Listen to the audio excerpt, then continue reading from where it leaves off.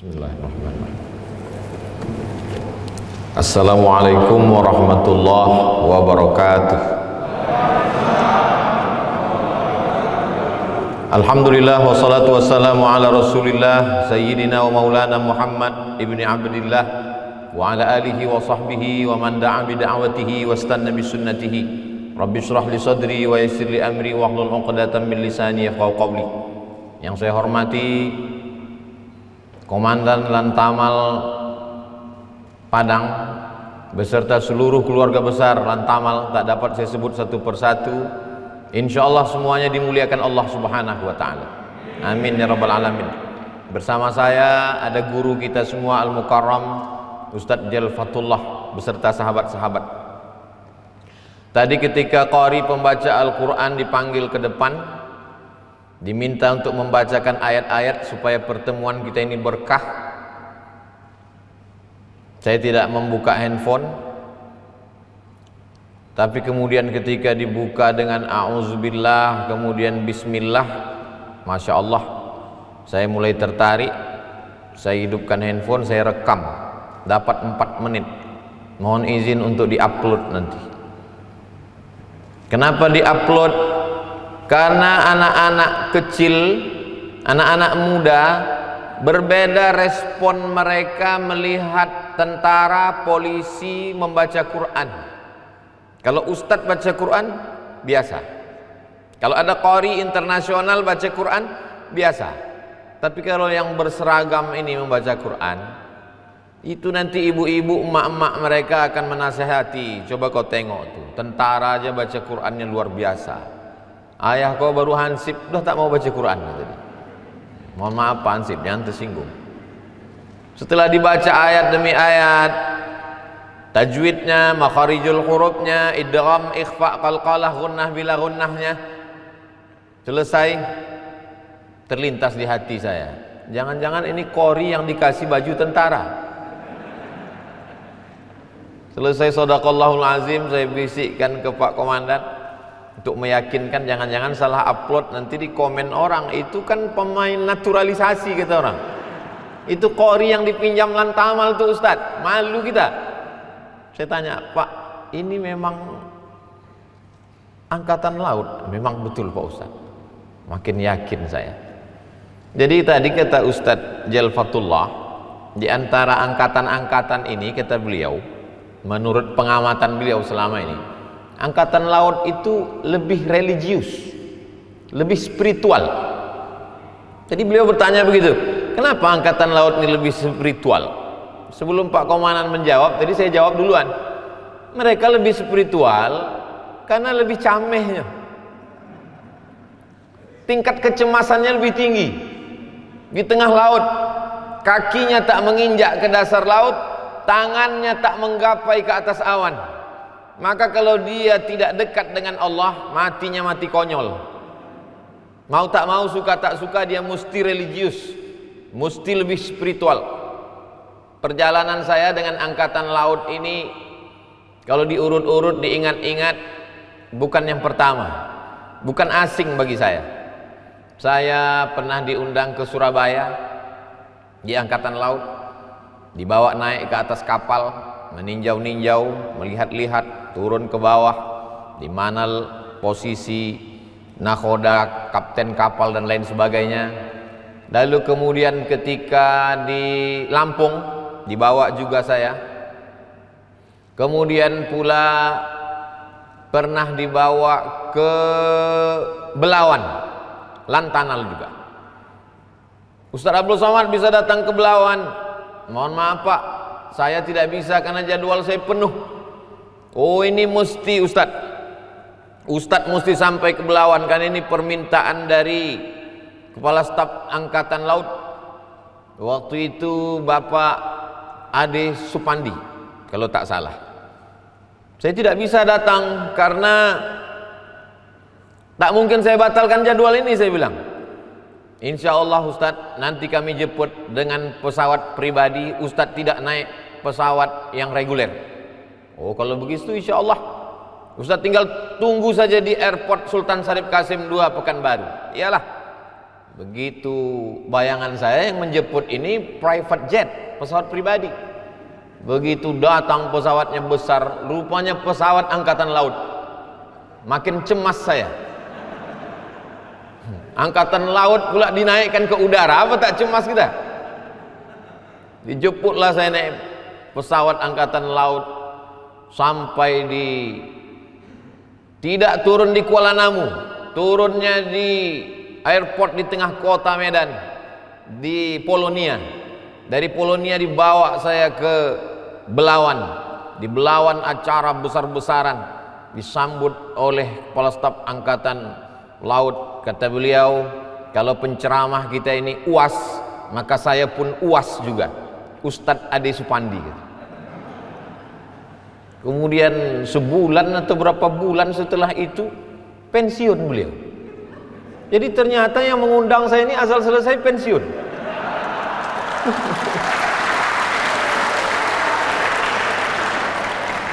Mereka ini orang-orang luar biasa, bangga kita. Tapi sebetulnya jauh sebelum itu hubungan saya dengan angkatan laut. Pada tahun 2004 saya sampai ke Maroko. Ibu kota Maroko itu Casablanca, di Afrika Utara, berbatasan dengan Spanyol. Ada lautan yang begitu luas, namanya Samudra Atlantik. Rupanya kapal kebanggaan Republik Indonesia namanya kapal Dewa Ruci, keliling dunia. Dari Jerman mereka singgah ke Maroko, dan kami mahasiswa Indonesia dijemput, diundang oleh Kedutaan Besar Republik Indonesia.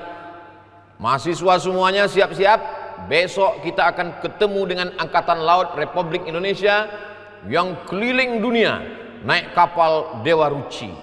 Bayangan kami kapal itu besar sebesar Titanic. Begitu sampai kita kecil aja kapal Dewa Ruci. Betapa beraninya mereka ini, dipukul ombak, dihempas gelombang, mengelilingi dunia dengan kapal kecil, kapal layar. Mereka pun beratraksilah sahabat-sahabat sebangsa setanah air. Kita kalau di Indonesia ini berjumpa orang Indonesia biasa saja. Tapi kalau sudah di negeri yang asing, di Maroko itu mahasiswa Indonesianya cuma 30 orang. Beda dengan Mesir. Di Mesir zaman kami 2.473 orang. Dikurangi kami berdua dengan Ustadz Jel, tinggal 2.471 orang. Tapi di Maroko sedikit. Maka kedatangan angkatan laut ini membahagiakan kami. Berfotolah kami di kapal Dewa Ruci tadi. Mereka pergi meninggalkan kami, menetes air mata kami. Beberapa kawan tuh menangis. Kenapa kau menangis? Tak sempat berfoto di atas kapal tadi. Di perjalanan. Lalu kemudian ketika saya diundang di Sorong, Papua, 8 jam terbang dari Pekanbaru ke Jakarta, dari Jakarta ke Makassar, terbang ke Papua. Yang menyediakan lapangan untuk saya berceramah di kota Sorong itu adalah Angkatan Laut. Jadi saya ceramah di tanah lapang Angkatan Laut di tepi laut di Papua Barat, di kota Sorong. Begitu mendarat pesawat kami di Sorong, disambut saya dengan tarian-tarian Papua, anak-anak kecil menari, disambut dengan piring besar, ada lukisan burung cendrawasih. Dalam hati saya, wah, banyak makanan yang mesti dihabiskan ini. Rupanya piring itu untuk dipijak. Pijakkan kaki, lalu kemudian setelah itu turun saya, naik mobil, datang orang melambaikan tangan. Ustadz, Ustadz, kata dia, Ustadz, ambo dari Payakumbuh, kata dia. Bayang dalam hati saya, udah 8 jam terbang, kurang awak aja ini di Sorong ini. Angkatan Laut. Jadi kalau ditelusuri nasab saya pun, nama saya Abdul Somad. Dalam buku biografi datuk moyang saya, nama saya Abdul Somad. Nama emak saya Hajah Rohana. Hajah Rohana itu nama emaknya lagi Siti Aminah. Siti Aminah itu anak Syekh Abdurrahman. Syekh Abdurrahman itu dalam buku biografinya belajar di Makkah, murid dari Syekh Ahmad Khatib Minangkabau, pulang ke Indonesia tahun 1900, datang Sultan Asahan memberikan tanah, itulah tanah tempat kelahiran saya. Syekh Abdurrahman anak nakhoda Alang, anak nakhoda Ismail. Beliau tidak angkatan laut. Waktu itu belum ada Republik Indonesia, tapi dia punya kapal pribadi untuk membawa orang dari Batubara Kabupaten Asahan ke Semenanjung Melayu. Jadi saya kalau ada orang menyanyikan lagu nenek moyangku seorang pelaut, maka sayalah yang paling sah menyanyikan lagu itu. Karena dalam silsilah nenek moyang saya ada. Jadi begitu caranya. Kalau kita ceramah di tengah orang angkatan laut, dicari yang agak-agak ceritanya dekat ke laut. Bapak Ibu Saudaraku yang dimuliakan Allah Subhanahu wa taala, sebutkanlah kota-kota besar di dunia ini, maka hampir semua kota besar itu dua. Kalau tidak di tepi laut, di tepi sungai. Sekarang kita urutkan dari arah atas Pulau Sumatera, Banda Aceh. Banda Aceh di tepi laut. Turun ke bawah lagi Medan. Medan Sumatera Utara di tepi laut, karena jarak dia ke Belawan tak sampai setengah jam. Di tepi Sungai Deli, menelusuri Sungai Deli sampai ke tepi laut.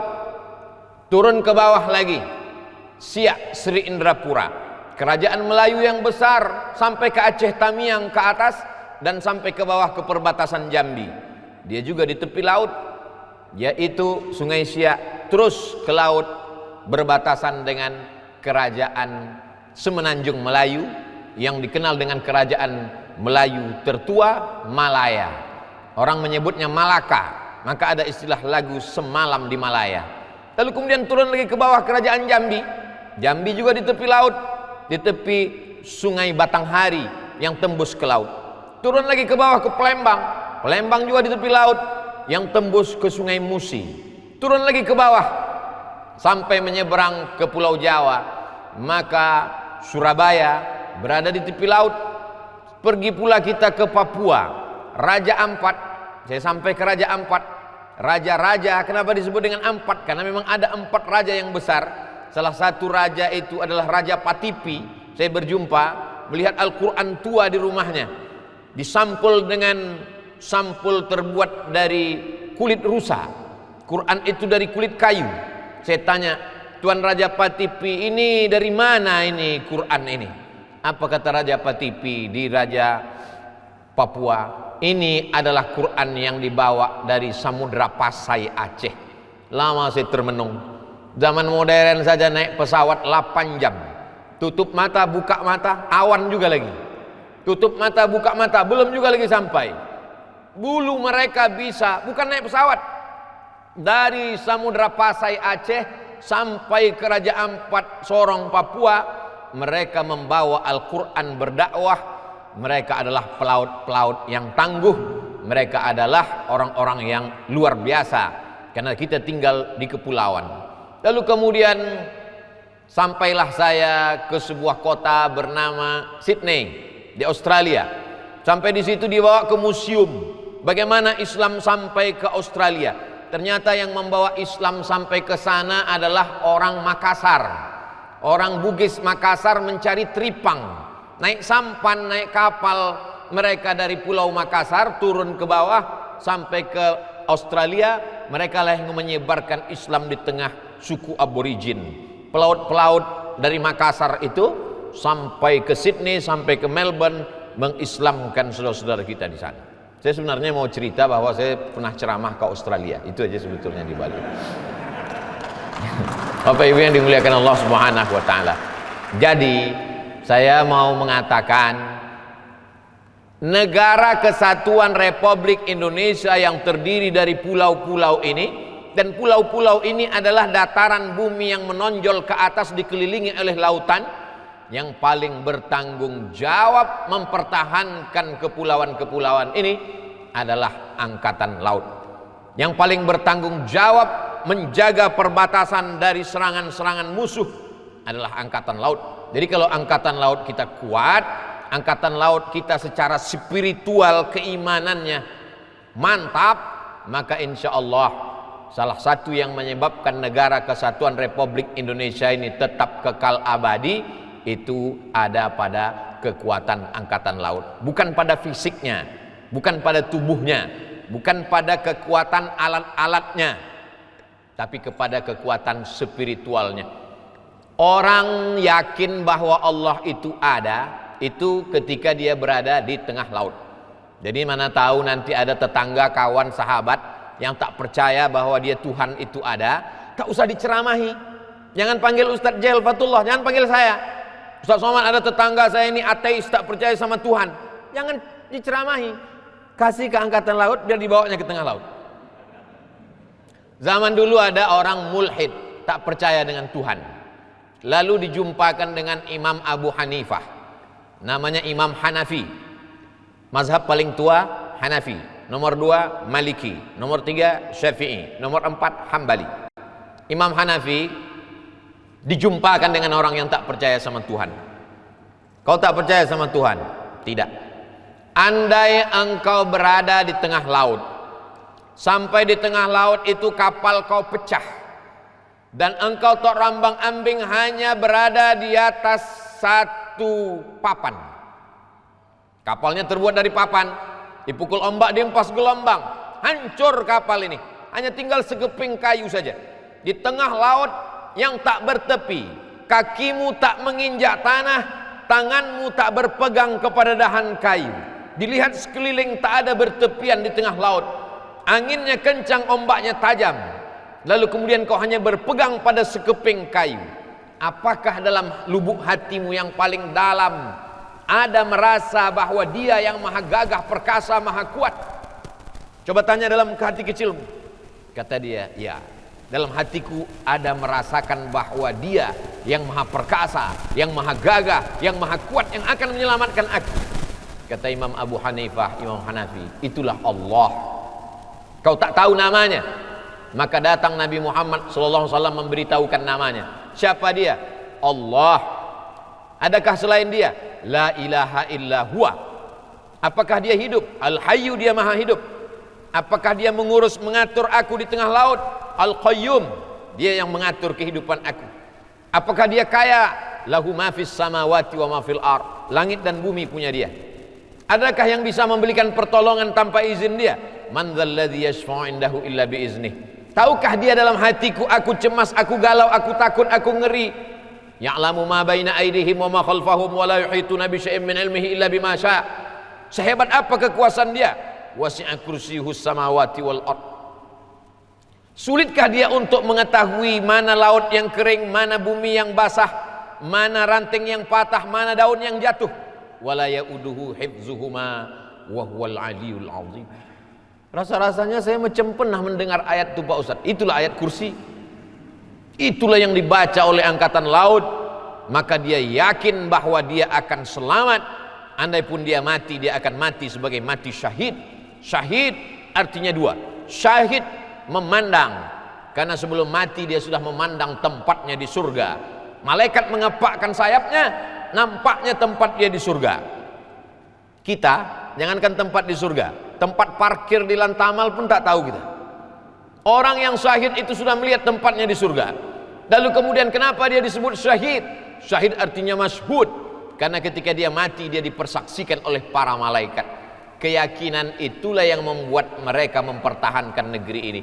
Kalau keyakinan pada gaji, kalau keyakinan pada uang tunjangan, itu tidak akan mungkin membuat mereka bisa kuat dan tangguh. Maka yang paling penting diasah adalah kekuatan spiritual. Itulah maka dibuat acara pada pagi menjelang siang ini, momen 1 Muharram. Walaupun kita sudah masuk pada tanggal berapa Muharram hari ini, pokoknya sudah habis setengah Muharram.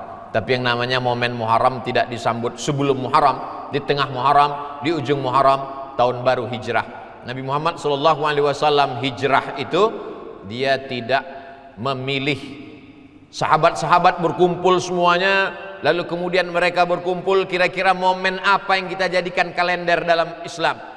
Tidak dijadikan kalender itu kalender kelahiran Nabi, karena kalau kelahiran Nabi nama kalendernya miladiah. Tidak dijadikan momen kalender itu kalender kematian Nabi. Seandainya kematian Nabi, nama kalender kita ini kalender takziah. Marilah kita menyambut tahun baru takziah. Ustadznya menangis, komandannya menangis, pasukannya otomatis ikut menangis. Tapi Islam tidak melihat itu. Tidak dijadikan kalender kita ini 1 Muharramnya dihitung dari turunnya Al-Quran, tidak. Tapi dilihat adalah hijrah. Hijrah adalah tufarriqu bainal haqqi wal batil. Dengan hijrah itulah nampak mana orang yang benar, mana orang yang batil, mana orang yang betul-betul setia kepada Nabi, mana yang hanya sekedar lipstik di ujung lidah, di tepi bibir saja. Makanya momennya disebut dengan hijrah. Hijrah tidak berarti pindah tempat. Hijrah tidak berarti pindah lokasi. Hijrah adalah man yuhajir manahallahu anhu. Orang yang hijrah adalah orang yang meninggalkan yang dilarang Allah subhanahu wa ta'ala. Semua yang dilarang, semua yang diharamkan, semua yang tidak sesuai dengan adat istiadat, adat bersendi syarak, syarak bersendi kitabullah, hijrah dia meninggalkan itu semua, maka itulah disebut dengan hijrah. Jadi hijrah Nabi ini bukan sekedar hijrah bismillahi tawakkaltu 'alallah la haula wala quwata illa billah lalu pindah, tidak. Hijrah dalam perjalanan Nabi itu adalah perjalanan yang luar biasa. Tepatnya pada hari Kamis besok, hari ini hari Rabu. Hijrah itu dimulai pada hari Kamis malam Jumat. Hari Kamis pagi berkumpul semua kepala-kepala suku. Orang-orang Arab itu dia tidak pakai kerajaan, karena yang punya kerajaan itu 2. Kerajaan barat namanya Romawi, kerajaan timur namanya Persia. Sedangkan Nabi Muhammad SAW hidup di tengah orang Arab jahiliyah. Mereka tidak pakai sistem kerajaan, tapi pakai kepala suku. Berkumpullah kepala suku, bersidang mereka. Tempat sidangnya namanya Darun Nadwah. Dar rumah, Nadwah rumah perkumpulan, rumah pertemuan. Hari Kamis pagi, agendanya bagaimana cara menghabisi Muhammad sallallahu alaihi wasallam.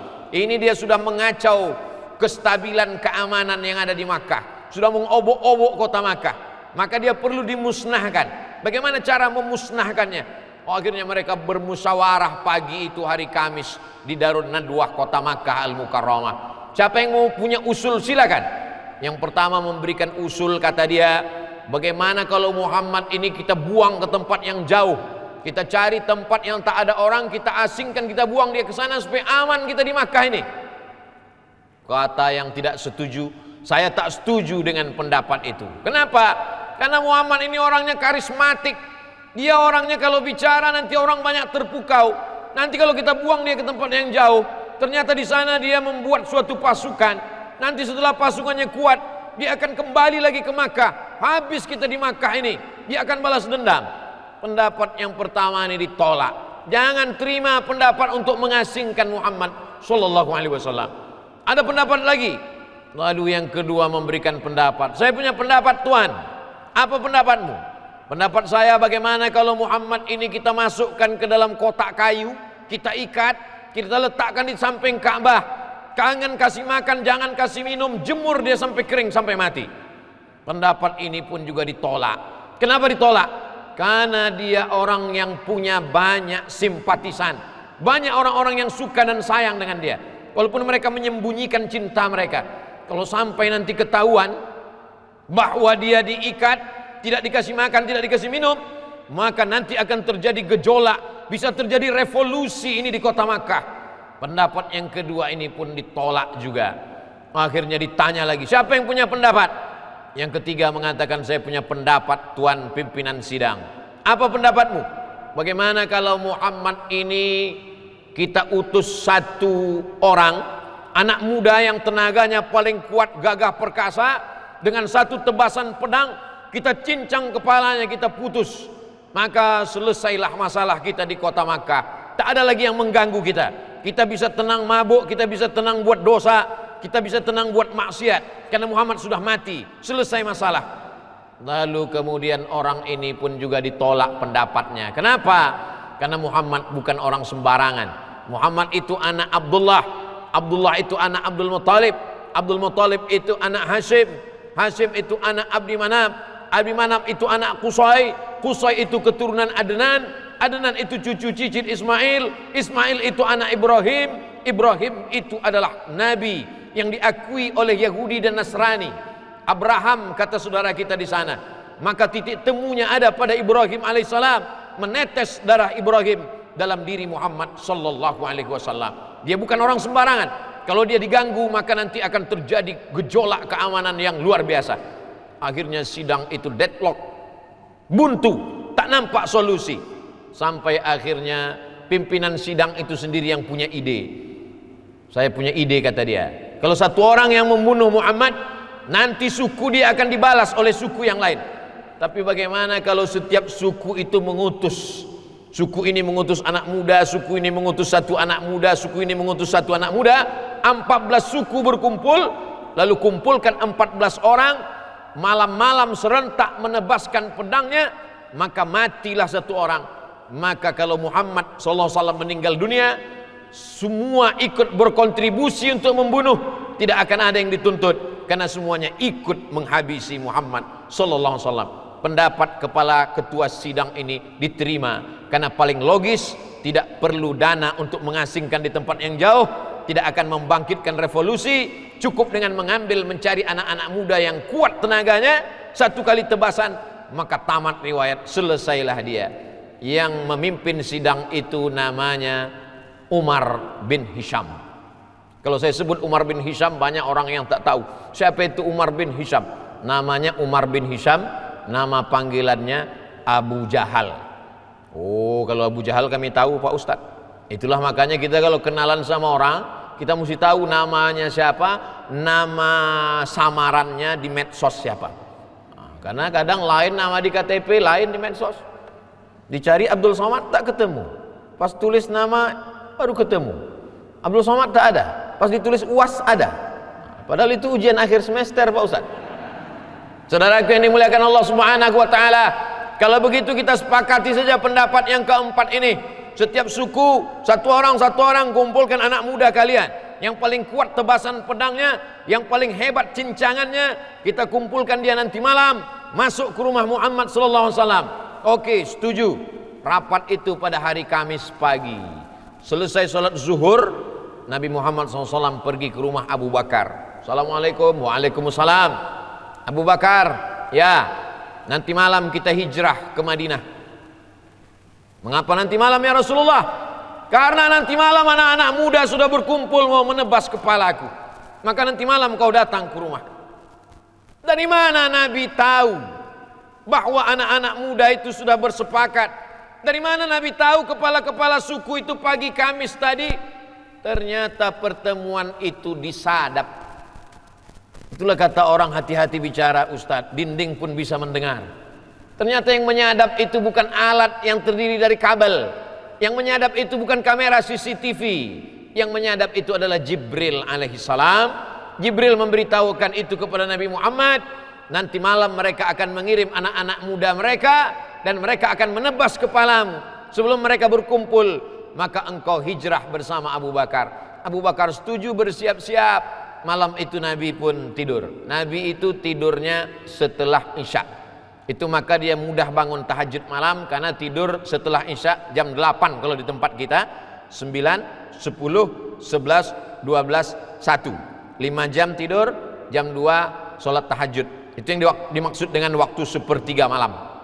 Kenapa kita susah bangun tengah malam? Karena setelah Isya itulah box office. Karena setelah Isya itulah drakor, drama Korea. Tidak salah menonton, tapi jangan sampai tidak bangun malam sehingga tidak sholat kepada Allah Subhanahu wa taala. Sholat malam itu adalah sambungan khusus. Kalau sambungan siang ini mungkin ada gangguan-gangguan karena komunikasinya ramai. Tapi kalau malam itu sunyi, sepi. Tapi kadang-kadang memang dunia ini sudah mau terbalik. Kalau zaman dulu jam 2 malam sepi, sunyi. Sekarang jam 2 malam kita berdoa, sepi, sunyi. Tak lama setelah itu tergenang ramai di bawah. Gol katanya. Rupanya Manchester United main. Jadi memang kalau menunggu sunyi tak ada sunyinya dunia ini. Menunggu sepi tak ada sepinya dunia ini. Maka jangan tunggu sunyi untuk berdoa kepada Allah Subhanahu wa taala. Maka malam itu Nabi pun tertidur setelah Isya jam 9, jam 10, 11, 12, 1 Nabi bangun sepertiga malam, lalu kemudian dia keluar dari rumahnya. Itu yang diceritakan dalam surat yang selalu Bapak Ibu baca di malam Jumat. Wa ja'alna min baini aidihim sadda wa min khalfihim sadda.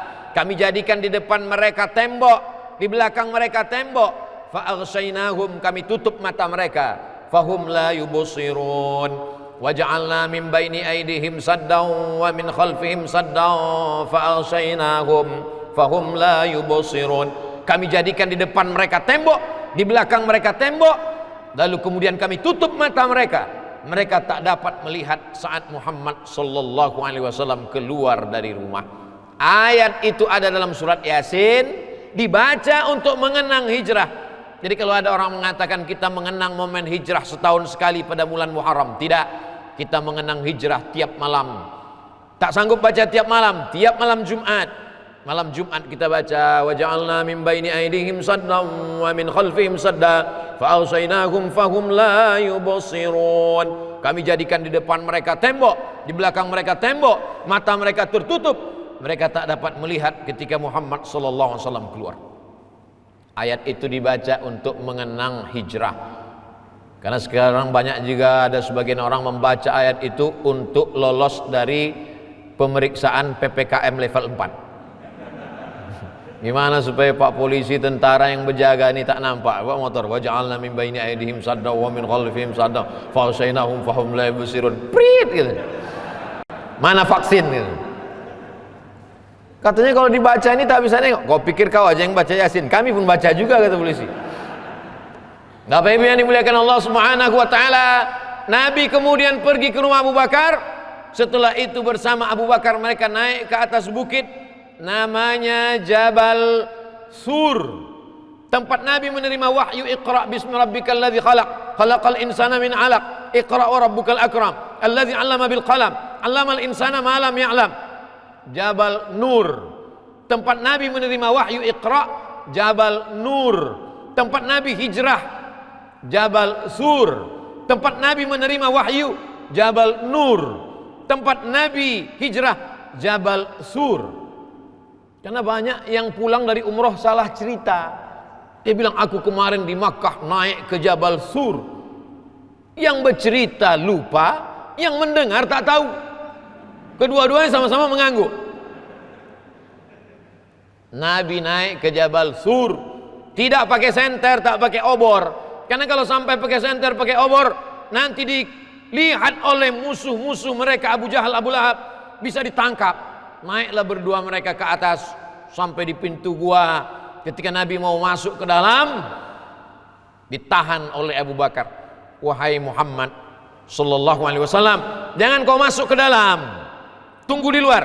Biar aku dulu masuk ke dalam untuk memeriksa. Mana tahu ada singa yang sedang tidur di dalam gua. Mana tahu ada ular berbisa yang sedang menunggu mangsa. Kalau aku yang mati, anak istriku saja yang susah.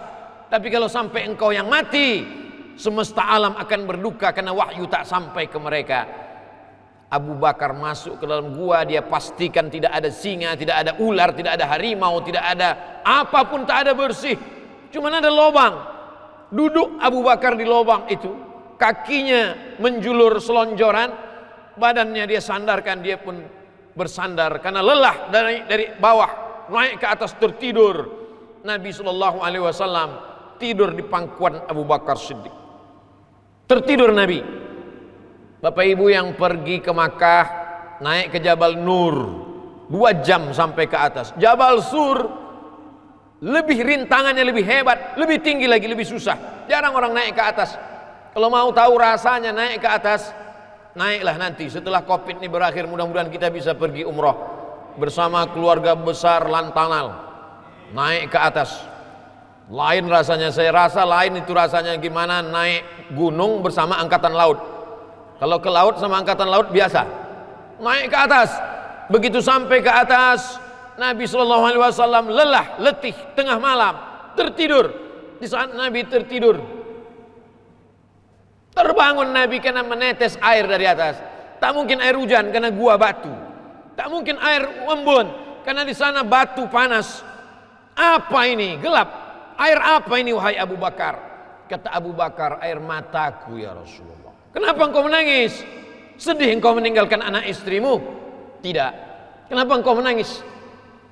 Rupanya dari lubang yang didudukinya itu keluar ular menyengat.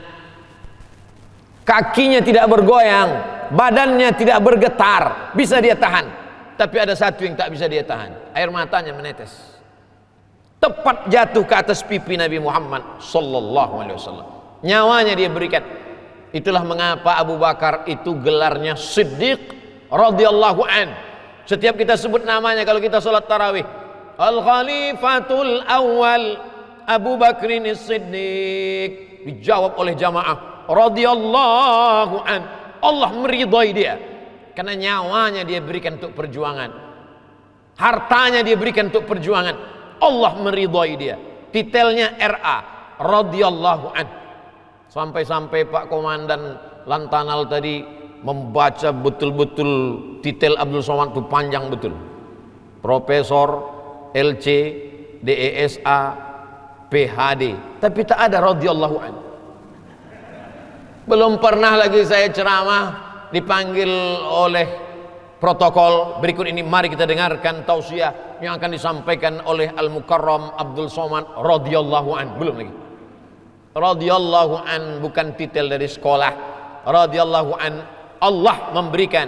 As-sabiqunal awwalun, mereka yang dulu menolong perjuangan Nabi. Minal muhajirin, orang Makkah yang hijrah ke Madinah. Wal ansar, orang Madinah yang menolong Nabi Muhammad. Mereka itu radhiyallahu an, mereka diridhai oleh Allah, diridhai Allah.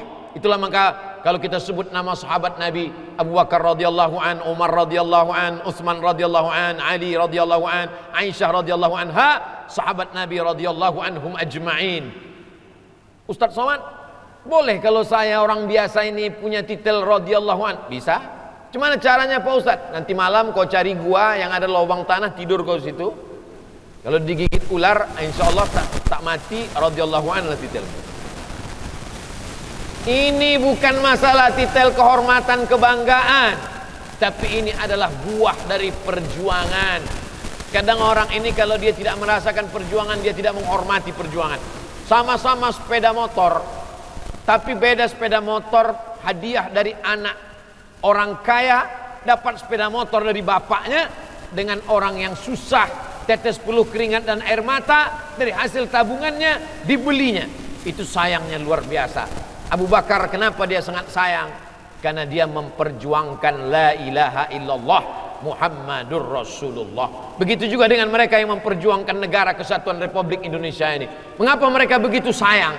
Karena mereka memperjuangkannya dengan tetes peluh darah para syuhada. Negeri ini merdeka karena perjuangan mereka yang luar biasa. Itulah mengapa mereka sayang. Sekarang kita menikmatinya saja. Saya bercerita tentang hijrah karena memang momen pertemuan kita tentang hijrah, dan hijrah ini pula lah yang memberikan spirit semangat kepada umat, kepada bangsa, kepada setiap manusia yang mengambil teladan dari kehidupan Nabi Muhammad sallallahu alaihi wasallam. Transit mereka di gua itu 3 malam. Malam Jumat, malam Sabtu, malam Ahad. Kenapa mesti transit dulu? Kenapa tidak langsung saja pergi ke Makkah? Dari Makkah pergi ke Madinah? Karena kalau mereka langsung berjalan, musuh-musuh sudah siap mencari, memenggal kepala Muhammad sallallahu alaihi wasallam. Transit dulu, biarkan musuh itu mencari, biarkan mereka bingung. Ini namanya strategi. Islam sedang mengajarkan kepada umatnya hidup berstrategi. Jangan sampai hidup ini hanya pasrah tawakal saja. Ada sebagian orang menganggap yang penting tawakal pada Allah. Bismillahi tawakkaltu 'ala Allah. La haula wala quwata illa billah. Tawakal. Islam tidak mengajarkan seperti itu. Islam mengajarkan kita berusaha. Setelah berusaha baru bertawakal. Usaha menghadapi Covid, cuci tangan. Setelah cuci tangan, jaga jarak. Setelah jaga jarak, pakai masker. Ustadz kenapa tak pakai masker? Selesai tausiah ini ku pakai balik. Ini sementara. Untuk sementara nih mikrofon ini dulu yang pakai masker. Protokol kesehatan. Setelah itu baru bertawakal kepada Allah. Ya Rasulullah, saya mau pergi. Lalu kemudian masuk ke dalam masjid. Onta tunggangan saya tinggalkan di luar masjid. Aqiluha wa atawakkal am utliquha wa atawakkal. Aku tambatkan dulu kendaraanku baru bertawakal, atau aku lepaskan saja bertawakal? Kata Nabi, tambatkan dulu, ikatkan dulu, setelah kau ikatkan baru bertawakal. Jadi kalau ada orang sekarang tak pakai masker, tak cuci tangan, kamu serahkan pada Allah. Ini bukan tawakal. Selalu berusaha tanpa berdoa, sombong. Berdoa tanpa berusaha, pesong. Pesong itu miring, diluruskan sedikit. Bapak Ibu Saudara yang dimuliakan Allah Subhanahu wa taala, pelajaran dari hijrah adalah hidup berstrategi. Padahal kalau Nabi mau berdoa kepada Allah mudah saja. Innama amruhu idza arada syai'an ayakula lahu kun fayakun. Selesai Isra Mi'raj dari Makkah ke Masjidil Aqsa, naik ke Sidratul Muntaha, turun lagi, tak sampai 1 malam, selesai. Kenapa hijrah mesti transit lagi 3 malam? Transit 3 malam, habis itu naik onta 8 hari 8 malam. Mereka sedang mengajarkan strategi bahwa bersembunyi dulu. Setelah bersembunyi menghilang dulu 3 malam dari peredaran. Setelah itu barulah mereka bertolak. Lalu selama di atas itu siapa mengirim makanan? Makanan dikirimkan oleh seorang perempuan bernama Asma, anak Abu Bakar. Lalu kemudian berita mesti diupdate terus. Hiruk pikuk di kota Makkah, kemana Muhammad, dengan siapa dia pergi, kemana dia menghilang. Berita ini dibawa ke atas oleh Abdullah, anak Abu Bakar. Malam dia tidur di atas, menjelang subuh dia turun, dia mengumpulkan berita hiruk pikuk, isu-isu yang ada, naik lagi ke atas. Lalu kemudian di bawah ada orang yang pura-pura mengembala kambing, namanya Amir bin Fuhairah. Dia bawa kambingnya untuk melihat kalau ada musuh yang naik ke atas. Maka ditempatkan orang-orang yang luar biasa. Ada yang tidur di tempat tidur Nabi. Kalau musuh masuk ke dalam, mereka buka selimut. Mana Muhammad? Yang tempat tidur Nabi itu namanya Ali bin Abi Thalib. Ada yang naik ke atas menemani Nabi 3 hari 3 malam, namanya Abu Bakar Siddiq. Ada yang membawa makanan ke atas, namanya Asma binti Abu Bakar. Ada yang membawa berita untuk update terus, namanya Abdullah. Ada yang pura-pura mengembala kambing untuk melihat, berjaga-jaga jangan sampai ada orang naik ke atas, namanya Amir bin Fuhairah. Ada guide penunjuk jalan dari kota Makkah sampai ke Madinah, mesti ada penunjuk jalannya. Penunjuk jalan itu mesti tahu jalan. Karena kalau jalan biasa sudah dihadang musuh, dicari orang yang tahu jalan khusus, jalan bersembunyi, bukan rute biasanya. Ada seorang penunjuk jalan, laki-laki bernama Abdullah bin Uraiqid. Apa makna kedua? Maknanya menempatkan orang sesuai dengan posnya masing-masing. Kalau bahasa kampung saya, the right man on the right place. Orang yang tepat di tempat yang baik. The right man on the right job. Orang yang tepat di pekerjaan yang tepat. Ali punya ayah namanya Abu Thalib. Nabi Muhammad punya ayah namanya Abdullah. Abdullah dengan Abu Thalib saudara kandung, sama-sama anak Abdul Muttalib. Orang kita menyebutnya sepupu, ayahnya saudara kandung. Lalu apa pekerjaan Ali? Ditugaskan apa Ali? Ali bertugas tidur di tempat tidur Nabi, menemani Nabi di atas. Sahabat, kawan Abu Bakar Siddiq. Apa pelajaran di sini? Kalau berat, kalau ngeri, kalau resikonya tinggi, tempatkan saudara. Tapi untuk pekerjaan yang ringan, kasih kepada sahabat. Begitu Muhammad sallallahu alaihi wasallam. Kan ringan tugas Ali, cuman tidur di tempat tidur Nabi. Tugasnya ringan, menggantikan Nabi tidur. Tapi resikonya cincang, jadi kerupuk sanjai kalau tak dibuka mereka selimut itu. Ali, kau tidur di tempat tidurku, tugasmu ringan saja, tidur saja di tempat tidurku. Tapi resikonya luar biasa. Belajar dari kehidupan Muhammad sallallahu alaihi wasallam. Untuk pekerjaan yang berat, yang resikonya tinggi, tempatkan saudara. Tapi untuk pekerjaan yang ringan, tempatkan sahabat. Itu beda Muhammad yang dulu dengan Muhammad kawan kita sekarang. Untuk pekerjaan yang berat, baru dikasihnya ke kita. Untuk yang ringan-ringan, dikasihnya ke saudaranya. lalu mengaku sebagai pengikut Muhammad sallallahu alaihi wasallam. Betapa jauh jaraknya antara kita. Hijrah adalah perjalanan yang penuh hikmah di dalamnya. Lalu kemudian sampailah 3 malam. Malam Jumat, malam Sabtu, malam Ahad, malam Senin. Kenapa tidak siang? Kenapa perjalanannya mesti malam? Karena kalau siang nanti ditangkap oleh musuh. Tadi Pak Komandan nanya, Ustaz Somad kapan berangkat dari Pekanbaru? Tadi malam Pak. Tapi Pak Komandan tak nanya kenapa mesti malam. Saya kalau ke Sumatera Barat mesti malam. Kenapa? Karena kalau siang saya mabuk. Perjalanan malam jam 1 sampai. Nabi SAW bertolak pada malam Senin. Berangkat hari Senin sampai di Taif hari Senin. Ada 4 Senin yang bersejarah dalam sejarah Nabi Muhammad. Lahir hari Senin, hijrah hari Senin, sampai hari Senin, meninggal hari Senin. Itulah mengapa di antara kita berpuasa hari Senin, karena Senin hari bersejarah, karena Senin amal dicatat, karena Senin amal ditunjukkan kepada Allah Subhanahu wa taala. Bagi yang sudah mengamalkan puasa Senin, lanjutkan. Bagi yang belum, mulai. Ustaz Somad puasa Senin? Tidak, saya musafir. Saudaraku yang dimuliakan Allah Subhanahu wa taala, lalu kemudian tepat pada hari Senin Nabi pun bertolak. Mereka lanjutkan perjalanan di tengah gurun pasir yang panas, kering, kerontang. Tiba-tiba dari kejauhan nampak debu naik ke atas. Itu gurun pasir. Kalau kuda berlari kencang, maka debunya naik ke atas.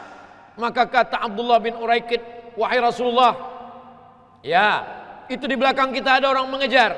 Kita naik onta pelan, dia naik kuda dari belakang. Dari mana engkau tahu? Kelihatan debunya naik ke atas. Berarti ada seorang yang sedang berlari kencang mengejar kita. Lalu kemudian tak berapa lama dia pun sudah mendekati Nabi. Sampai dia menghadang Nabi, tiba-tiba ujung kaki kudanya terperosok ke dalam lubang dan kuda itu jatuh. Nabi terpental. Ujung kaki kudanya jatuh, lalu dia terperosok dan penunggang kuda itu pun jatuh. Laki-laki yang mengejar itu namanya Suraqah bin Malik. Lalu kemudian setelah itu dia pun berdialog dengan Nabi. Kata Nabi, kamu siapa? Kata dia, aku Suraqah bin Malik. Suraqah bin Malik pembunuh bayaran. Tidak pernah jatuh dari kuda sekalipun. Karena dia penunggang kuda ternama. Terkenal namanya di Jazirah Arab. Lalu kemudian dia berkata, seumur hidupku menunggang kuda, belum pernah aku jatuh, wahai Muhammad. Baru sekali inilah aku jatuh dari kudaku. Disinilah aku sadar bahwa kau bukan manusia biasa. Engkau adalah manusia yang dipilih oleh Allah untuk menjadi Rasul, untuk membawa wahyu untuk semesta alam. Maka ketika itu, apa kata dia? Apa yang kau minta dariku? Yang ku minta cuma satu, kata Nabi, Rib anna, kau sembunyikan berita dari kami. Rupanya Suraqah bin Malik mengejar Nabi karena tawaran yang luar biasa. Siapa yang sanggup menangkap Muhammad, hidup atau mati, maka dia akan diberikan hadiah 100 ekor onta. Jadi kalau 1 ekor onta itu 50 juta, 50 juta kali 100, 50 juta kali 100 ekor onta, 5 miliar. Siapa yang dapat menangkap, dikasih 100 ekor onta. Suraqah bin Malik membatalkan niat mendapatkan 100 ekor onta karena dia melihat mukjizat yang dia tidak mungkin lalui. Lalu kemudian dia pun pulang menyembunyikan itu. Apa pelajaran yang dapat kita ambil dari perjalanan Suraqah? Suraqah bin Malik keluar dari rumahnya dengan niat membunuh Nabi. Suraqah bin Malik keluar dari rumahnya ingin dapatkan 100 ekor onta. Suraqah bin Malik keluar dari rumahnya dengan niat tidak baik, tapi pulangnya dia mendapatkan kebaikan. Sementara kita keluar dari rumah ingin mencari rezeki yang halal, keluar dari rumah ingin mendapatkan makanan gaji untuk anak istri, tapi ternyata yang kita bawa pulang tidak baik. Kebalikan dari Suraqah bin Malik. Oleh sebab itu maka perjalanan hijrah satu persatu kita ambil poin-poin penting supaya tahun baru hijrah 1443 punya makna. Berstrategi, menempatkan orang-orang sesuai dengan tempatnya, mengambil pelajaran dari Suraqah bin Malik bahwa ternyata ada orang yang keluar rumah dengan niat tidak baik, ingin mendapatkan harta yang haram, ingin membunuh Nabi. Tapi kalau Allah mau membalik hatinya, justru dia pulang membawa hidayah. Tidak ada harga apa-apa 100 ekor onta itu dengan hidayah yang dibawa oleh Suraqah bin Malik. Lalu dia kembali ke kota Makkah, menyembunyikan perjalanannya, berjumpa dengan Nabi Muhammad sallallahu alaihi wasallam. Perjalanan mereka lanjutkan. Haus, sampailah mereka ke sebuah tempat pengembalaan kambing. Ada tradisi bagi orang jahiliyah, walaupun mereka ketika itu belum menyembah Allah, tapi mereka ada istilahnya tradisi tidak tertulis. Jadi kalau dalam perjalanan panjang haus, mau minta air minum, maka mereka akan dikasih air minum. Hai pengembala ternak kambing onta, ya boleh kami minta air minum kalian? Kata si pengembala, sekarang sedang musim kemarau, tidak ada turun hujan, jadi kalau kau mau ambillah sesuka hatimu. Lalu kemudian dia berikan ada satu ekor kambing yang sangat kurus. Kalau ada air susunya berarti kalian ada rezeki, kalau tak ada berarti memang tak ada rezeki kalian. Nabi berdoa kepada Allah, Allah turunkan mukjizat. Lalu kemudian Abu Bakar mengambil air susu kambing, hanya satu gelas. Abu Bakar menghapus bagian bawah gelas itu karena dia tidak mau ada debu yang tertumpah, ada debu yang jatuh ke jubah Nabi. Begitulah hormatnya dia. Lalu dia berikan kepada Nabi SAW, minumlah ya Rasulullah. Lalu kemudian Nabi meminum air yang ada di cawan yang sudah diberikan oleh Abu Bakar. Ketika Nabi meminum itu, apa kata Abu Bakar? Fasyariban Nabi hatta irtawaitu. Nabi meminum air susu kambing itu hatta irtawaitu, sampai hausku hilang. Nabi meminum air susu kambing itu sampai hausku hilang. Saya ketika membaca teks ini awalnya saya curiga ini ada kata yang hilang, atau ada yang salah ketik, atau saya yang salah paham. Nabi meminum air susu kambing itu sampai hausku hilang. Yang minum Nabi, kenapa haus Abu Bakar hilang? Andailah Pak Komandan minum, lalu saya akan berkata, aku melihat Pak Komandan minum sampai hausku semakin menjadi-jadi. Tapi Nabi sudah sampai pada level, sahabat Abu Bakar sudah sampai pada tingkatan hilang hausnya melihat saudaranya minum. Apa pelajaran yang bisa kita ambil dari sini? Ikut senang melihat kesenangan saudara kita. Aku merasa anakku juga sudah berhasil melihat keberhasilan anakmu. Aku melihat engkau sudah sukses, maka aku pun juga ikut senang. Kita diajarkan ikut senang melihat kesenangan orang lain. Tapi sekarang apa yang terjadi? Ada orang melihat kesenangan kita, darah tingginya semakin menjadi-jadi. Melihat kesuksesan kita, jantung koronernya yang semakin mengkumat. Melihat keberhasilan kita, hatinya yang makin galau. Maka ini bukan pelajaran dari Nabi Muhammad sallallahu alaihi wasallam. Hari Senin mereka bertolak, hari Senin juga mereka sampai ke Taif, menginap 4 malam. Malam Selasa, malam Rabu, malam Kamis, malam Jumat. 4 malam berada di Taif, berdirilah satu masjid. Itulah dia Masjid Quba. Masjid Quba yang berdiri sampai hari ini. Lalu kemudian hari Jumat bertolak mereka. Malam Senin, malam Selasa, malam Rabu, malam Kamis, malam Jumat, 4 malam. Hari Jumatnya mereka bertolak menuju Madinah. Madinah nama awalnya Yasrib. Yasrib artinya tanah banyak kuman. Yasrib artinya tanah banyak penyakit, banyak wabah. Dirubah Nabi Yasrib menjadi Al-Madinah Al-Munawwarah, kota peradaban yang terang benderang. Nabi merubah nama orang. Ada orang namanya Abdul Ka'bah, hamba Ka'bah. Tak boleh menghambakan diri kepada Ka'bah. Kita bukan hamba Ka'bah, kita tidak menyembah Ka'bah, kita menyembah Allah. Maka dirubah namanya menjadi Abdullah. Ada orang namanya Yasrib, kampung namanya Yasrib. Yasrib banyak kuman, banyak penyakit, banyak wabah.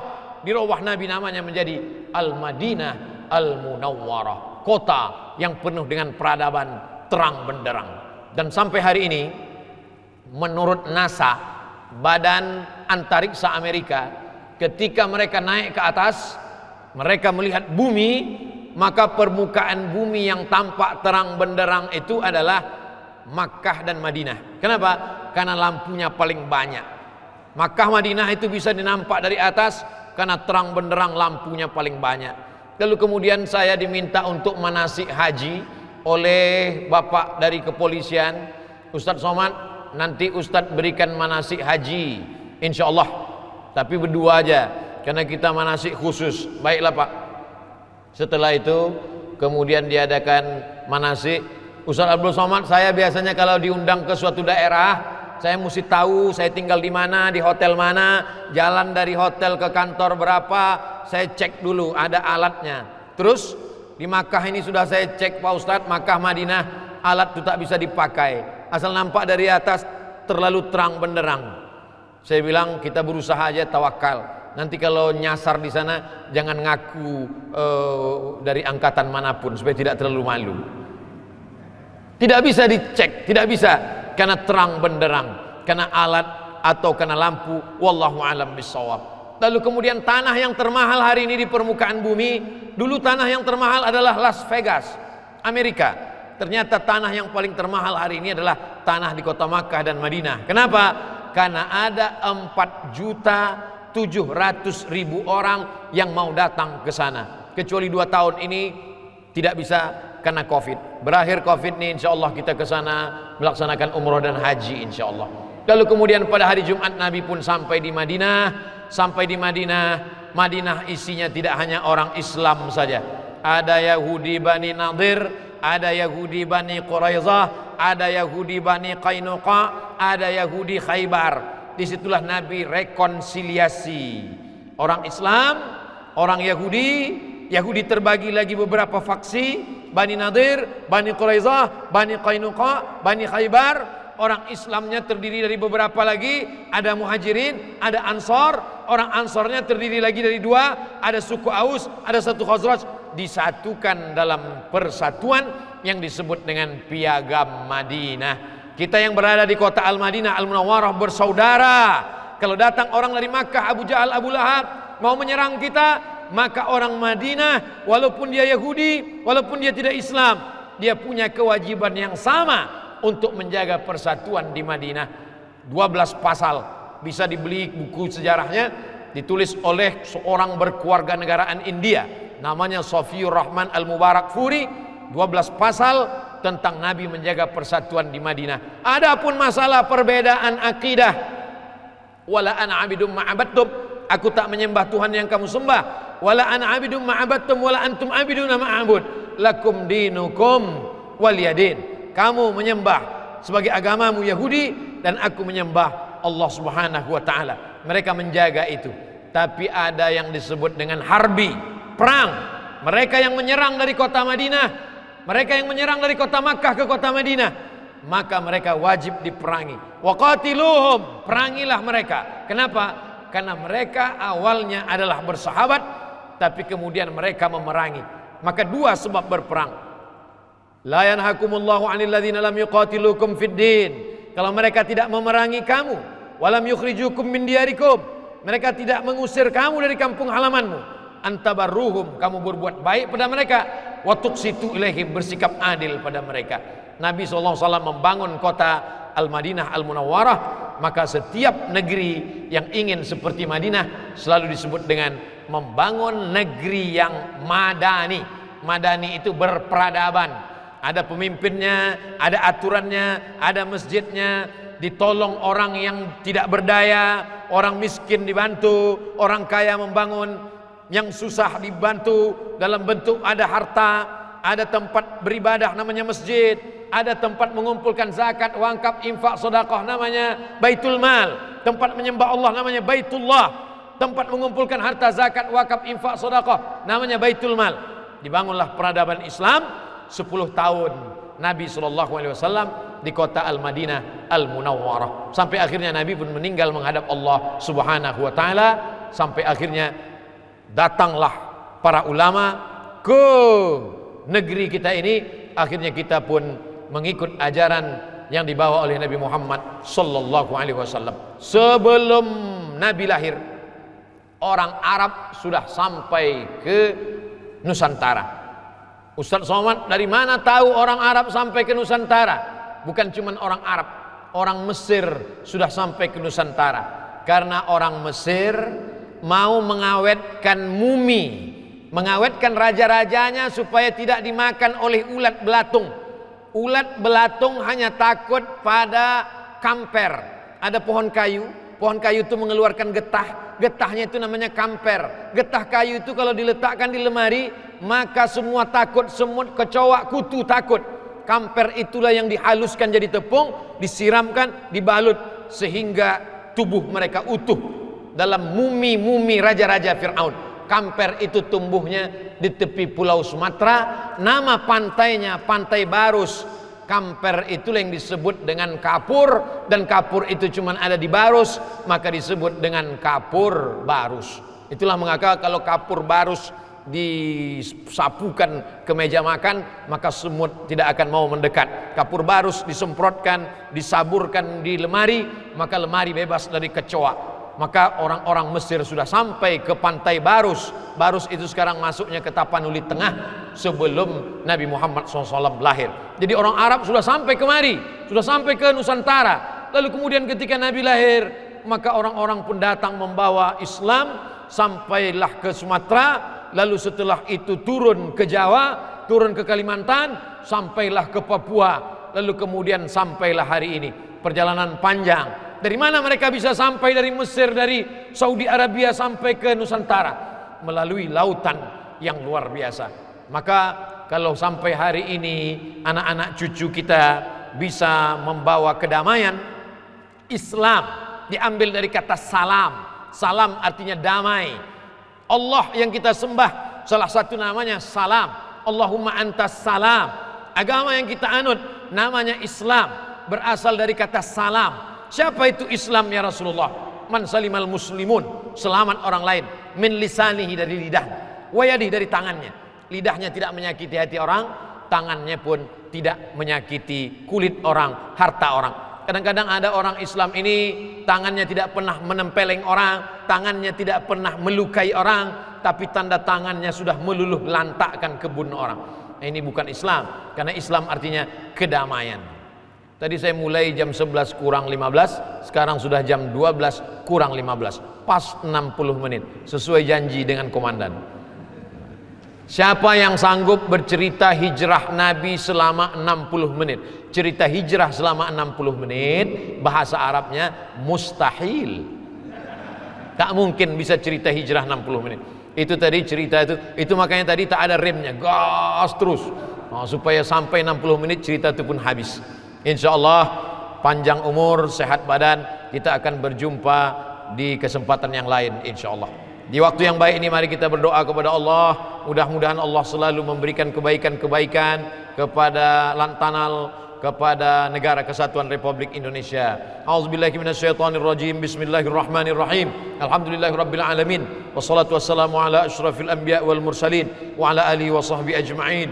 Allahumma nawwir qulubana, terangi hati kami ya Allah. Sahih ajsadana, sehatkan badan kami ya Allah.